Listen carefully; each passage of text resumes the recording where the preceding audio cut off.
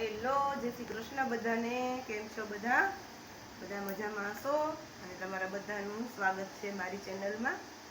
આજે થઈ ગઈ ગણેશ ચતુર્થી, તો આપણે કરશું ગણપતિ બાપાની પૂજા.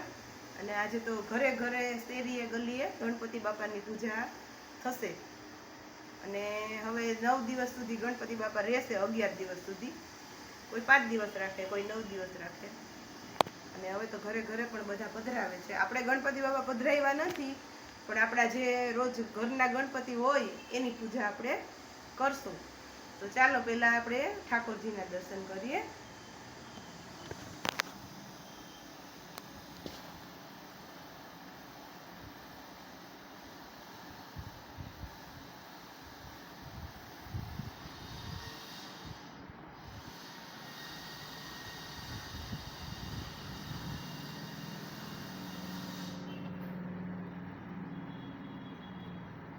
અને હવે આપણે કરશું ગણપતિ પૂજન.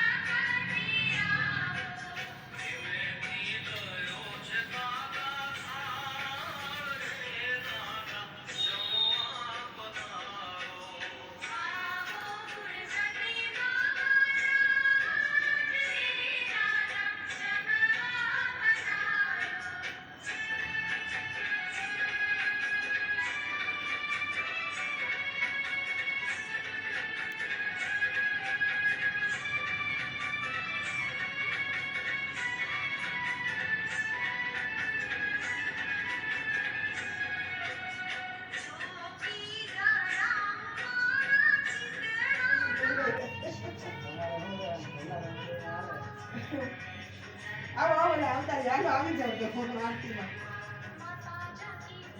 ચાલો.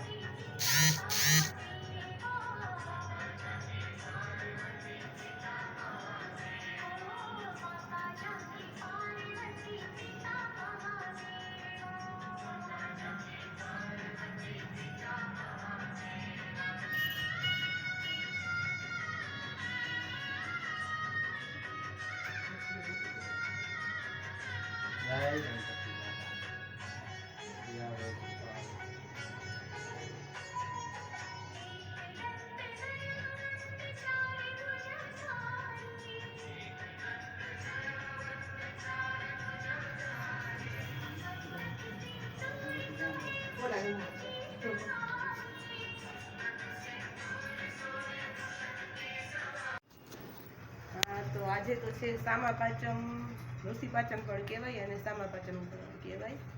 આ પાંચમ રહેવાનું બહુ મહત્વ છે, આજે જે ઉપવાસ કરીએ એનું.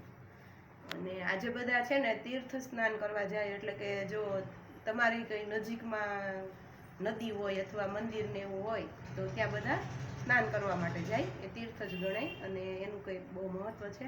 પણ જો તમે ક્યાંય બહાર ન જઈ શકો તો તમે તમારી ઘરે પણ જ્યારે તમે સ્નાન કરવા બેસો ત્યારે તમે ચારણી માથે રાખી અને એમાં પાણી રેડો અને બધી નદીના બધા તીર્થના નામ લઈ લ્યો તો એનું પણ પુણ્ય આપને મળે છે. એવું મહત્વ છે આજનું. તો કન્ટિન્યુ કરીએ. હા તો ગાઈસ, આપણે કરીએ ઠાકોરજીના દર્શન.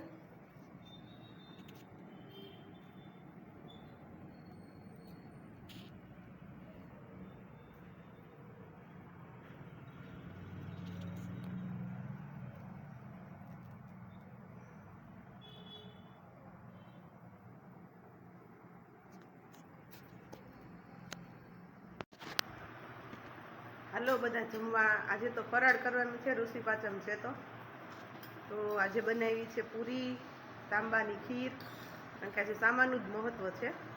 એટલે ખીર બનાવી છે, સૂકી ભાજી બનાવી છે અને છોલે ભટુરે છે.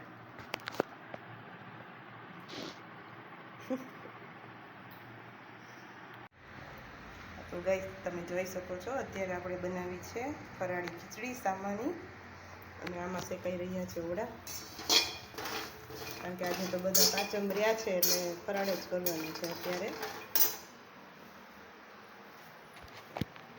તો મળીએ નેક્સ્ટ બ્લોગમાં. આજના બ્લોગને અહીંયા જ વિરામ આપીએ. લાઈક કરજો, શેર કરજો અને સબસ્ક્રાઈબ કરી લેજો. બાય બાય, જય શ્રી કૃષ્ણ.